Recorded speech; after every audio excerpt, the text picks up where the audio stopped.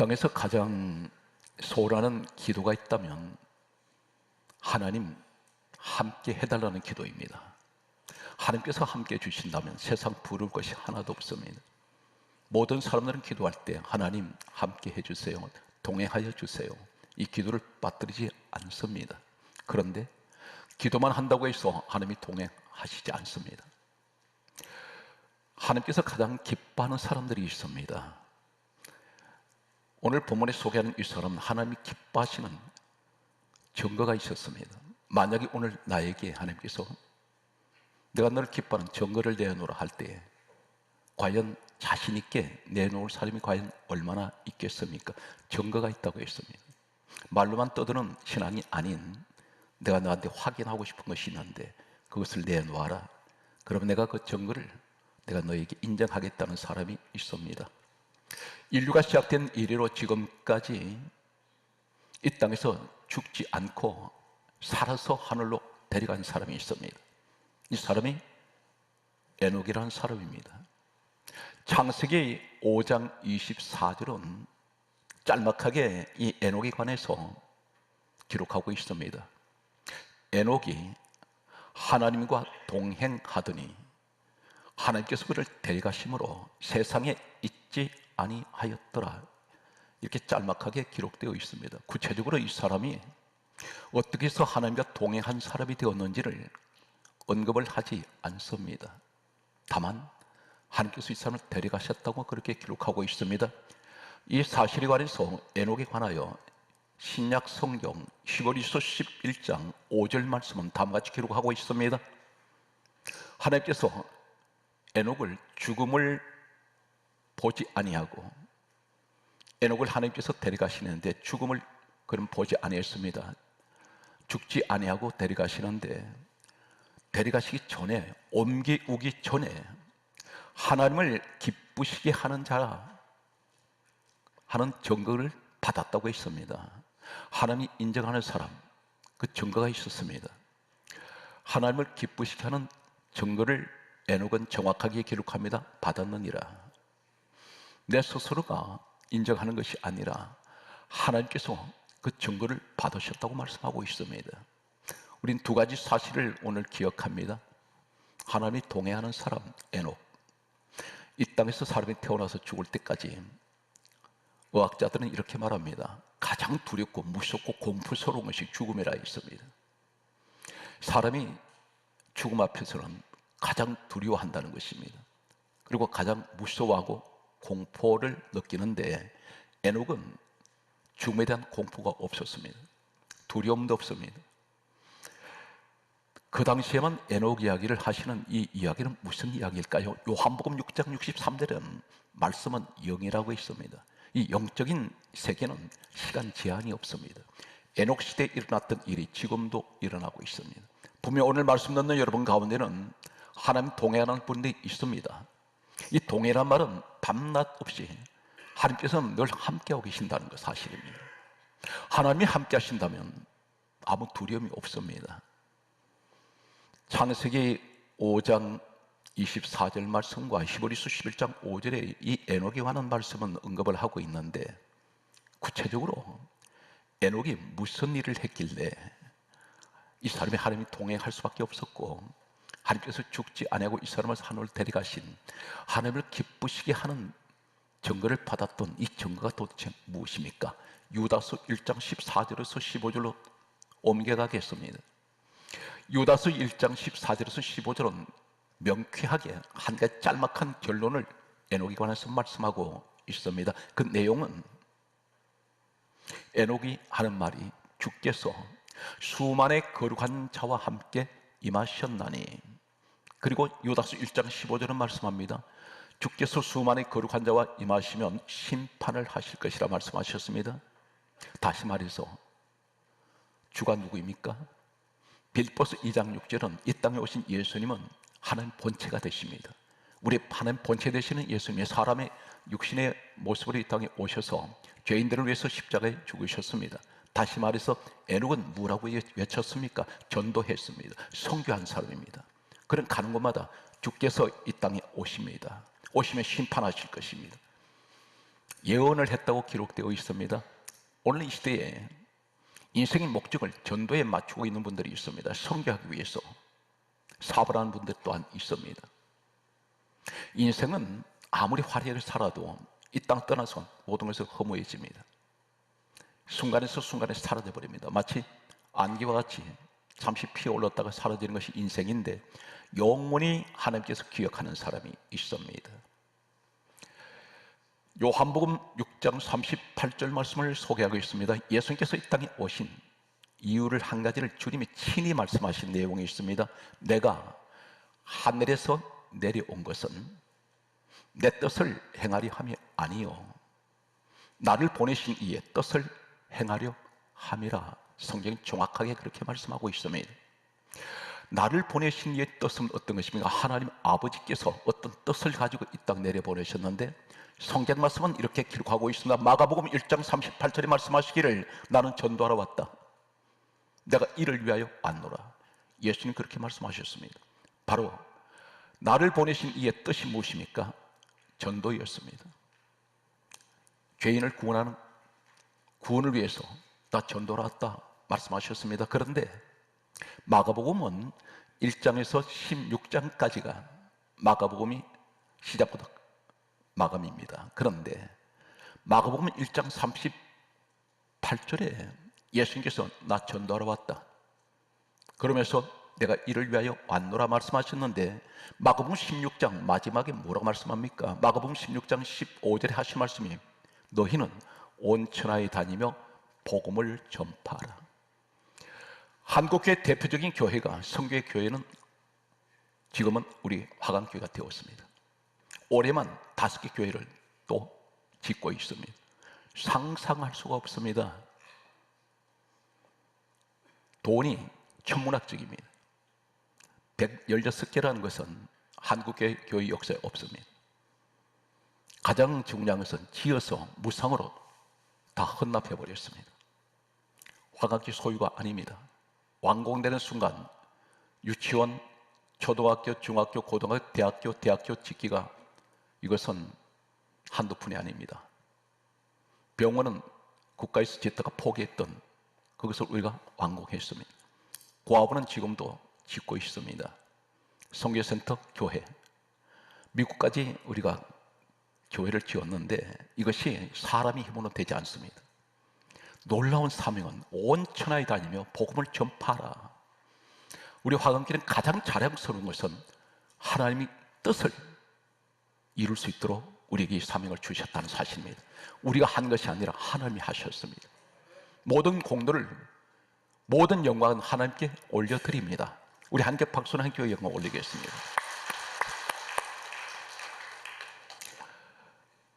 에녹은 전도하는 사람이었습니다. 전도하는 사람은, 선교하는 사람은 온 천하에 복음을 전하기 위해서 교회가 세워지는 이 일을 하는 사람들은 하나님이 분명히 동행하십니다. 그리고 이 사람은 하나님을 기쁘시게 하는 증거가 있는 사람입니다. 훗날에 하나님께서 물으십니다.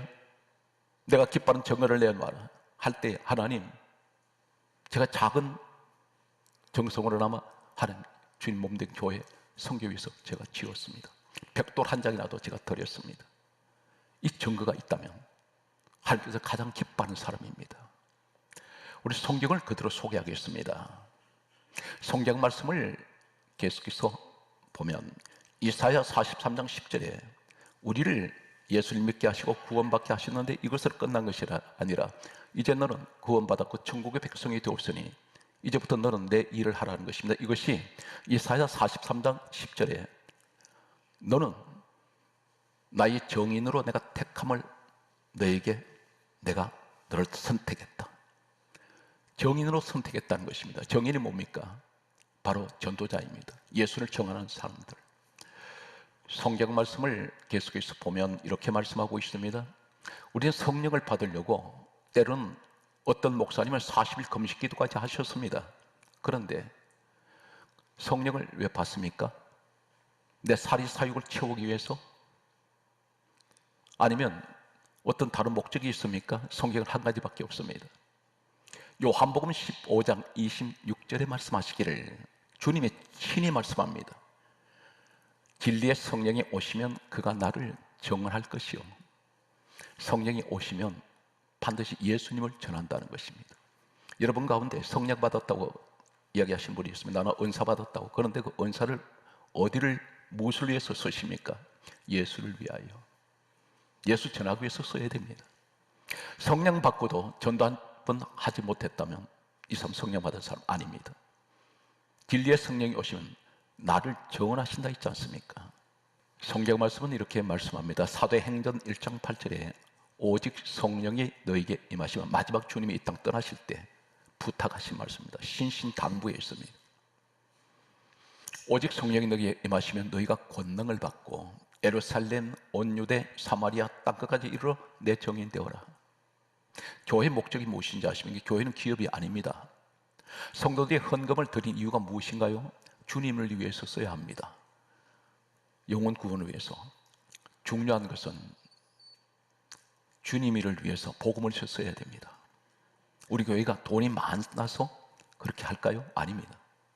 이것은 오병의 기적입니다. 하나님께서 하게 하시니까 물고기 2마리, 보리떡 5개를 가지고 5,000명을 먹이고 남는 역사가 일어나고 있습니다. 여러분이 바로 그 기적의 주인공, 그 중앙에 계신다는 사실입니다. 선교하십시오. 우리는 외국에 가지 못합니다. 그러나 우리가 거기서 가지는 못하지만 내가 선교하기 위해서 작은 벽돌 한 장이라도 헌금을 하신다면 이것은 바로 여러분이 그곳에 가 있는 선교사입니다. 수십 년이 됐는데 움막에서 다 떨어져서 바람 불면 다 날아가 버리는 이런 곳에서 교회 짓지 못해서 몸부림치는 선교사가 한둘이 아닙니다. 많은 사람 데려왔더니 예배드릴 처수가 없어서 가버립니다. 지금은 교회를 지었는데 가장 반가운 소식은 사방에서 100명, 200명씩 성들이 모여들고 있다는 사실입니다. 그 중앙에 여러분이 계십니다. 주님은 여러분과 동행하고 계십니다. 그리고 하나님께서 하신 말씀은 내가 기뻐하는 그런 받은 증거가 우리 화강교회 성도들에게 있다는 사실입니다. 우리는 먹고 사는 것 때문에 많이 걱정합니다. 날마다 덜 고민하고 고심하며 내일 일에 대해서 염려합니다. 그런데 하나님께서 우리를 지으셨습니다. 지으셨는데 예수님이 친히 이렇게 또 말씀합니다. 중요한 내용은 제자들 입을 빌리지 않고 반드시 주님이 말씀하신 말씀 가운데 마태복음 6장 31절, 32절, 33절을 소개하겠습니다. 마태복음 6장 31절에 다음과 같은 말씀합니다. 염려하여 무엇을 먹을까, 무엇을 마실까, 무엇을 입을까 하지 말라. 돈 걱정하지 말라는 것입니다. 먹는 걱정하지 말라는 것입니다. 먹고 사는 걱정 왜 하느냐? 하나님께서 말씀합니다. 내가 너희를 지을 때 반드시 이것이 필요한 것을 나는 알고 있는데, 마태복음 6장 32절에 이렇게 말씀합니다. 이것은 다 이방인들이 구하는 것이다. 이방인은 세상 사람들, 예수 믿지 않는 사람들, 하나님 믿지 않는 자들이나 구하는 것이지, 너희의 하늘 아버지께서는 너희에게 이 모든 것이 있어야 할 줄 아시느니라. 알고 계신다는 것입니다. 알고 계시기 때문에 다 하나님께서 책임지실 텐데 왜 먹고 사는 것을 가지고 걱정하고 그것을 가지고 염려하고 있느냐는 것입니다. 그러면서 마태복음 6장 33절에 조건이 하나 있습니다. 너희는 먼저 그 나라와 그 의를 구하라. 그리하면 조건이 있습니다. 그리하면 이 모든 것을 너희에게 더하시리라. 그 나라가 어떤 것입니까? 이 땅에 교회가 하나 세워지면 어떤 일이 일어난지 아십니까? 천국의 백성들이 그곳에 모이는 곳입니다. 이곳은 하나님 나라가 세워진 곳입니다. 그래서 의가 어떤 것입니까? 하나님의 영광을 위해서 구하라는 것입니다. 우리는 주기도를 하루에도 여러 번 반복해서 계속해서 주기도를 하신 분들이 있습니다. 참 좋으신 일입니다. 그런데 이 주기도라는 것은 어떻습니까? 주님이 가르쳐 주신 기도입니다. 그런데 이 주기도를 하실 때 주문을 외우듯이 그렇게 계속 외운다 해서 그 능력이 옵니까? 그렇지가 않습니다. 너희는 이렇게 기도하라. 그래서 제자들이 우리는 어떻게 기도해야 됩니까? 물었을 때 가르쳐 주신 것이 주님의 기도입니다. 첫 번째가 무엇입니까? 하늘에 계신 우리 아버지여 이름이 거룩히 여김을 받으시오며, 첫 번째는 하나님 이름의 거룩하심이 온 천하에 널리 널리 전파되어야 됩니다. 하나님의 거룩하심. 두 번째가 나라에 임하옵시오며, 하나님 나라가 이 땅에 임하게 하여 주옵소서. 그것이 바로 선교지입니다. 그것이 교회가 세워지는 자리입니다. 성도들이 세상 사람이 와서 예수 믿고 바로 하나님 자녀로 세워질 때 하나님 나라가 이미 그곳에 세워졌습니다. 나라에 임하오시며 뜻이 어디에서? 하늘에서 이루어진 같이 땅에서도 이루어지이다. 우리는 내 뜻을 자꾸만 하나님께 관철시키려고 합니다. 안 됩니다. 하나님 뜻이 내게 내려와야 됩니다. 그래서 반드시 기도하실 때 이렇게 기도하십시오. 어떤 기도를 하셨든, 하나님, 제가 구한 이 기도가 내 생각, 내 뜻대로 구했다면 아버지 뜻대로 이루어지게 하옵소서. 이것이 진정한 기도의 응답입니다. 그 뜻이 이루어지게 해달라는 것은 바로 예수님께서 말씀하셨던 요한복음 6장 38절에 내가 하늘에서 내려온 것은 내 뜻을 행하려 함이 아니요 아버지 나를 보내신 이의 뜻을 행하려 함이라. 바로 주기도 가운데 뜻이 하늘에서 이루어진 같이 땅에서 이루어지이다. 이 기도가 바로 어떤 것입니까? 마가복음 1장 38절에 하신 말씀, 나 전도하러 왔다. 내가 이를 위하여 왔노라. 바로 전도가 하나님 뜻이라는 것입니다. 선교하는 것이. 형편이 좋아서 돈이 있어서 우리 선교하는 것 아닙니다. 항상 주님은 없는 것 가운데서 있게 하신 하나님. 성경은 이렇게 강조합니다. 하늘의 씨앗을 심어놓으면 100배, 60배, 30배의 역사가 일어납니다. 여러분 가운데 오늘 이러한 기적의 주인공이 되시길 바랍니다. 성경 말씀은 이렇게 기록합니다. 다니엘서 12장 3절에 많은 사람들을 하나님께로 돌아오게 하면 어떤 일이 일어나지 않습니까? 명심하시기 바랍니다. 성경 말씀입니다. 많은 사람을 옳은 대로 돌아오게 한 자는, 하나님께 돌아오게 한 자는 별과 같이 따라서 영원토록 빛나리라. 성경 그대로입니다. 너를 별과 같이, 별은 몇 천만 년이 흘러도 별은 변함없이 그 자리에 있습니다. 빛이 있습니다. 너를 하늘의 별과 같이, 그래 내가 빛나게 할 것이다. 어떤 사람입니까? 전도하는 사람들, 선교하는 사람들. 이 사람들을 하나님께서 영원토록 빛나게 할 것이다. 하늘의 사람, 별 같은 사람으로 만드시겠다는 것을 하나님께서 약속을 하고 있습니다. 성경 말씀을 보게 되면 사도행전 10장 4절에 고넬료라는 사람이 있습니다. 고넬료라는 사람에게 이방인인데 천사가 이 집에 찾아왔습니다. 천사가 찾아와서, 천사가 하나님께서 보내셨는데, 이 천사는 히브리서 1장 14절에 모든 천사들은 하나님의 섬기는 영들입니다. 하나님께서 신부름을 보내셨습니다. 고넬료 집에. 그래서 고넬료 집에 갔을 때 사도행전 10장 4절에 천사가 두 가지를 말합니다. 너의 기도가, 그리고 너의 구제는 성교입니다. 그것이 하나님 앞에 상달이 되어서 기억하신 바 되었다 했습니다. 우리가 전도를 하고 선교를 위해서 헌신할 때 하나님 항상 그것이 하나님께서 다 듣고 계신다는 것입니다. 상달이 됩니다. 그러면서 하나님 이걸 기억하고 계신다 했습니다. 이때에 이 집에 사도행전 10장 44절에 성령이 이 집안에 충만하게 임하셨습니다. 오늘 여러분 가정이 그 가정 되시기를 축복합니다. 여러분이 없었다면 116개는 상상 못합니다. 한 개 교회도 짓지 못합니다. 다윗은 성전 건축 못했습니다. 왕으로 있었어도. 우리는 하나님께서 허락을 하셔서 오늘 또 우리는 선교의 대표적인 교회가 되고 있습니다. 성경 말씀을 계속해서 찾아가겠습니다. 성경 말씀은 이렇게 우리에게 말씀하고 있습니다. 우리 모세와 엘리야를 잘 압니다. 그런데 요한계시록 11장 6절에 보면 두 정인이 나옵니다. 예수 그리스도의 정인은 어떤 것이며, 우리는 예수의 정인 되어야 됩니다. 그분은 하나님의 아들이시며, 우리 예수님은 십자가에서 못 박히시고 죽으시고 사흘 만에 부활하신 우리 주님 흘리신 그 피는 요한일서 1장 7절에 우리의 모든 죄는 다 깨끗하게 되었습니다. 갈라디아 3장 13절에 예수 그리스도로 말미암아 우리 주님이 나의 모든 저주를 대신 저주를 받으시고 우리 죄를 다 속량을 하셨습니다. 속량이란 죄값을 다 지불하셨습니다. 그러므로 우리는 하나님 자녀 되었으면 이것이 정인입니다. 이 복음을 전해야 합니다. 그런데 두 정인이 나오는데 요한계시록 11장 6절에 보면 한 정인은 1260일을 예언하는 사람인데 1260일은 3년 6개월입니다. 3년 6개월은 누구입니까? 그리고 이 사람은 하늘 닫아 비 오지 않게 한 사람, 바로 이 사람이 야고보서 5장 17절 엘리야였습니다. 엘리야는 하나님의 정인입니다. 또 한 사람이 있습니다. 물이 피되게 한 사람, 성경에 유일하게 모세입니다. 모세가 두 정인 가운데 한 사람입니다. 그런데 예수님께서 십자가를 지러 가시면서 변화산에 올라가셔서 기도를 하실 때 용모가 변화됩니다. 용모가 변화되실 때 앞에 모세와 엘리야가 하늘에서 내려왔습니다. 예수님 앞에 서서 대화를 하고 있습니다. 예수님 이 땅에 오셨을 때 모세는 언제 사람입니까? 예수님 오시기 전 약 1500년 전 사람입니다.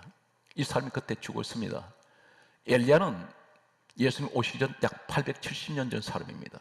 근데 두 사람을 불러내리셨습니다. 계시록 11장 6절에 보면 두 정인이었기 때문입니다. 그리고 성경이 이렇게 강조합니다. 성경 말씀을 보게 되면 장차 예수님 예루살렘에서 별세하실 것을, 십자가에 못 박혀 돌아가실 것을 대화를 하고 있었습니다. 그런데 이 사람들이 영광 중에 나타났다고 있습니다.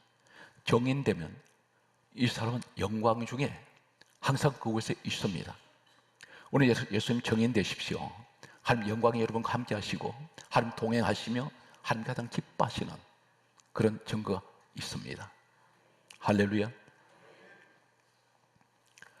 성경 말씀을 한 사람을 더 소개합니다. 정인된 사람. 예수님 12 제자 가운데 유일하게 순교하지 않고 이 땅에서 가장 오래 살았던 사람이 한 사람이 있습니다. 사도 요한입니다.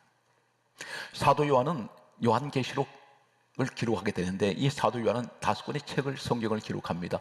요한복음, 요한 1, 2, 3서, 그리고 요한계시록을 기록하는데 하나님께서는 요한계시록을 기록하기 위해서 사도 요한을 끝까지 순교하지 않고 살려두셨습니다. 그런데 이 사람은 살아있는 순교자입니다. 교회의 역사에 보게 되면 한 번은 끓는 기름 가마솥에 던져졌습니다. 몸이 튀겨지듯이 이 사람이 튀겨져 버렸습니다. 손은 다 오그라 붙었습니다. 한 번은 독사굴 속에 던져졌습니다. 그런데 죽지 않습니다.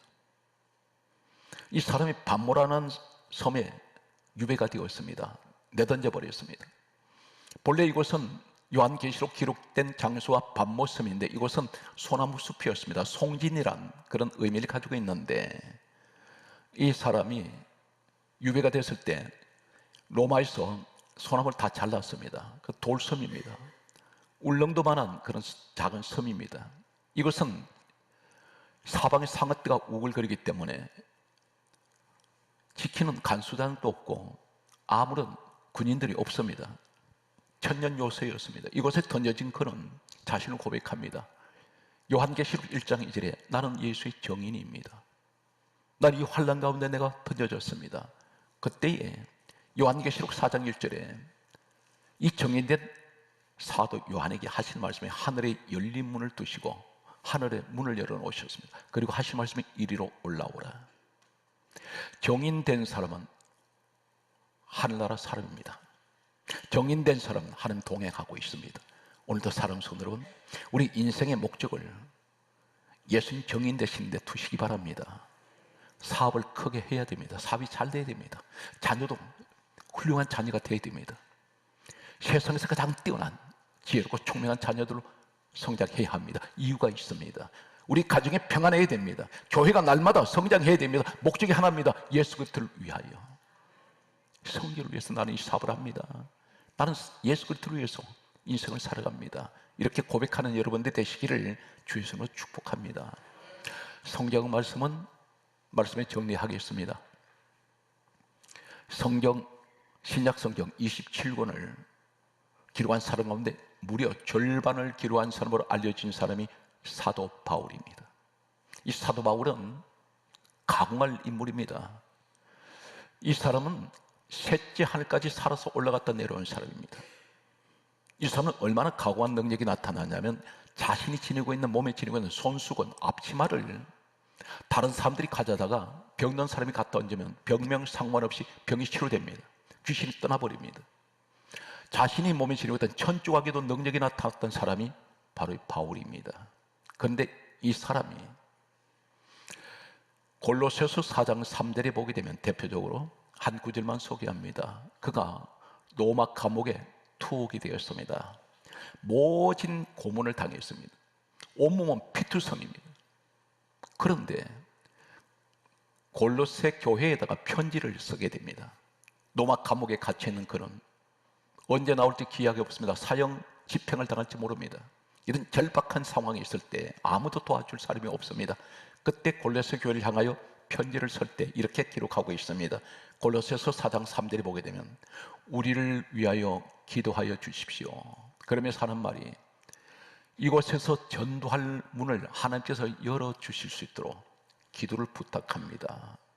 기도 부탁하는데 전도할 문을, 감옥에서 전달 문을 열어달라고 기도 부탁했습니다. 이 사람 지금 감옥에 갇혀 있습니다. 이렇게 기도해야 되지 않습니까? 속히 감옥에서 나가게 해 주십시오. 그런데 그런 기도하지 않습니다. 자신은 비록 감옥에 갇혔지만 이 주어진 자리에서 내가 지금 고문을 당하고 몸이 아파서 온몸은 상처투성이지만 나는 내일 일을 기억하지 못합니다. 그런데 내가 이 감옥에서 나가는 것이 목적이 아니라 이 감옥 안에서라도 전도할 수 있도록 전도문을 열어주십시오. 내가 하나님, 이것이 내가 무슨 큰일을 하겠습니까? 하나님 큰일을 원하지 않습니다. 그 작은 일이 기적을 만들어냅니다. 여러분 한 분은 앞으로 하나님께서 인생에 이 세상에 살아가신 동안에 큰 기적을 일으키는 바로 불씨가 될 수 있고 기적의 주인공이 될 수가 있습니다. 좌절하지 마십시오. 낙심하지 마세요. 우리에겐 주님이 계십니다. 반드시 이 나라 민족을 하나님 지키고 계시고 여러분 가정을 하나님께서 지키고 보호하고 계십니다. 어려울 때일수록 하나님께서는 놀라운 기적을 나타내시고 행하실 것입니다. 오늘 또 하나님 영광을 위해서 하나님 동행하는 사람, 에녹 같은, 그리고 하나님 기뻐하시는 정거를 받은 에녹 같은 여러분 되시기를 주의 손으로 축복합니다.